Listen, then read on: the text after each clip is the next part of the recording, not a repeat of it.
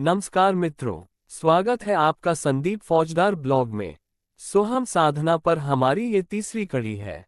पहले भाग में हमने जाना सोहम का अर्थ और श्वास से संबंध। दूसरे भाग में समझा इसकी साधना की विधि और लाभ। और आज हम जानेंगे कि यह मंत्र नाथ योगियों और गुरु परंपरा में इतना महत्वपूर्ण क्यों माना गया है। भारतीय अध्यात्म में गुरु का स्थान सर्वोच्च है। गुरु ही हमें अज्ञान से ज्ञान की ओर ले जाते हैं। नाथ योगियों ने कहा है, गुरु बिना ज्ञान नहीं, गुरु बिना मोक्ष नहीं।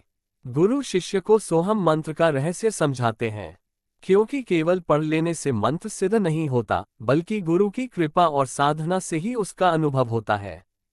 नाथ परंपरा में सोहम को अजपा जाप कहा गया है। इसका मतलब है ऐसा मंत्र जिसका जप बिना जपे अपने आप चलता रहता है।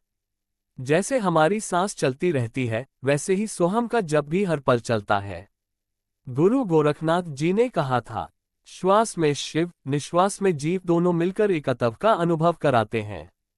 यानी हर सांस के साथ जीव और शिव का मिलन होता है। गुरु गोरखनाथ जी ने अपने शिष्यों को सिखाया कि सांस पर ध्यान दो, हर सांस के साथ सोहम का अनुभव करो। यही साधना तुम्हें आत्मज्ञान और शिवत्व तक ले जाएगी। उनकी साधना का मूल संदेश था, अंदर झांको, बाहर मत भटको। सोहम साधना हमें भीतर की ओर ले जाती है और बताती है कि ईश्वर हमारे बाहर कहीं नहीं, बल्कि हमारे भीतर ही है। जब साधक सोहम में लीन हो जाता है, तो उसे यह अनुभव होता है कि जीव और ब्रह्म में कोई अंतर नहीं है। मैं और परमात्मा दो नहीं, एक ही हैं। यही अद्वैत वेदांत और नाथ परंपरा की सबसे बड़ी शिक्षा है। मित्रों, सोहम केवल एक मंत्र नहीं, बल्कि गुरु परंपरा की आत्मा है।